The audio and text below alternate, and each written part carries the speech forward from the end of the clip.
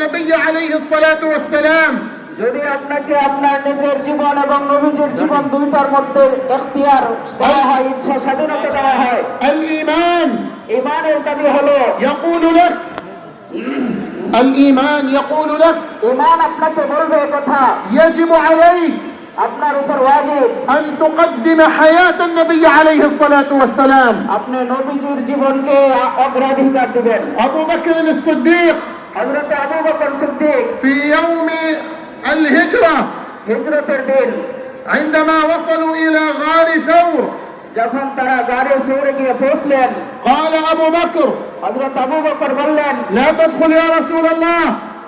ইয়া রাসূলুল্লাহ, আপনি আগে প্রবেশ করবেন না। لماذا لا يدخل؟ কেন প্রবেশ করবেন না? اسمعوا إلى أبو بكر، হযরত আবু বকরের কথা খেয়াল করে শুনেন। اسمعوا إلى تعظيم الصحابة للرسول عليه الصلاة والسلام. সাহাবায়ে কেরাম কিভাবে নবীজিকে সম্মান করেছেন খেয়াল করে শুনেন। لا تدخل يا رسول الله হে আল্লাহর রাসূল, আপনি আগে প্রবেশ করবেন না, حتى أدخل قبلك আপনার আগে আমি ওই গুহায় প্রবেশ করব, فأنظر فيه আমি গুহাতে দেখব فإن أصابني أذى ওইখানে কোনো কষ্টদায়ক জিনিস আছে কিনা। أصابني دونك يا رسول الله.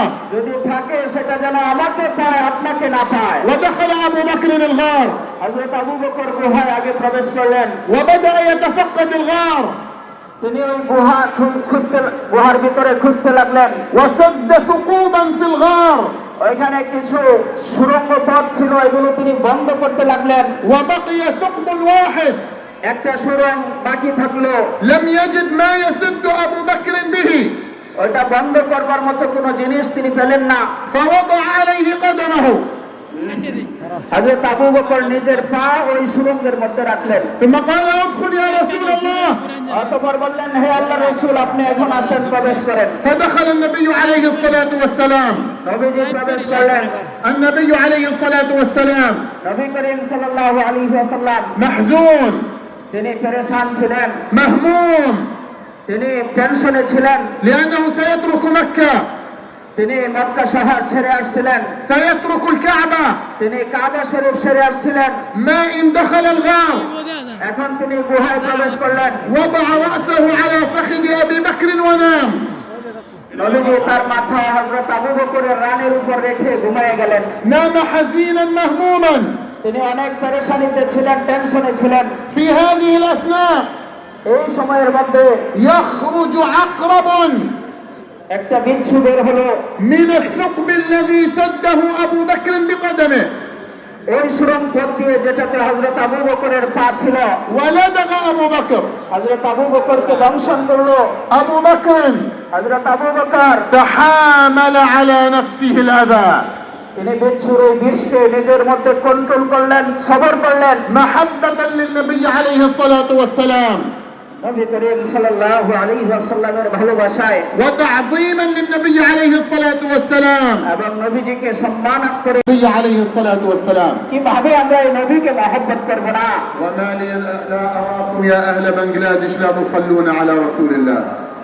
আমি কেন দেখতেছি আপনারা এখনো নবীজির উপর দরুদ জোরে আওয়াজে পড়তেছেন না। সাল্লাল্লাহু আলাইহি ওয়াসাল্লাম। আরো জোরে সাল্লাল্লাহু আলাইহি ওয়াসাল্লাম। أهل بنغلاديش يحبون الرسول عليه الصلاة والسلام. বাংলাদেশিরা নবীকে মহব্বত করে, يحبون الإيمان. তারা ঈমানকে মহব্বত করে। هذه المرة السابعة التي نأتيكم بها এটা হলো ৭ম বার আমি এই দেশে আসছি। لأن رأيناكم بالإيمان ما شاء الله. আমি আপনাদের ঈমানের অবস্থা দেখেছি। فقال عليه الصلاة والسلام নবীজি বললেন, كان يخطب عليه الصلاة والسلام يتكئ على جذع شجرة.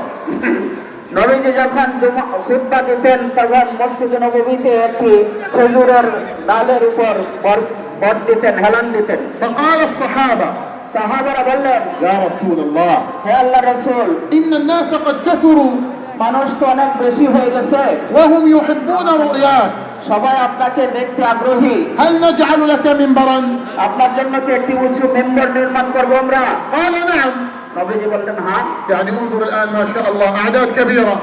এই যে দেখেন এখানে অনেক বড় সংখ্যা মানুষের। لولا الله ثم هذا المنبر لما رآنا من بالخلف. যদি এরকম উঁচু মঞ্চ না হইতো তাহলে সবাইকে দেখা যেত না, সবাই আমাকে দেখতো না। معلوم؟ বুঝছেন? মালুম বলবেন, মালুম জোরে বলেন না, মালুম। فقال الصحابة هل نصنع لك منبرا؟ সাহাবারা এই জন্য বললেন, হে আল্লাহর রাসূল, আমরা কি আপনার জন্য মিম্বর নির্মাণ করব? قال نعم. নবীজি বললেন হ্যাঁ। وصنعوا له منبرا عليه الصلاة والسلام তো নবীজির জন্য মিম্বর নির্মাণ করা হলো من 3 درجات. 3টি স্তরে। ووقف عليه الصلاة والسلام. নবীজি انتهي الكلام.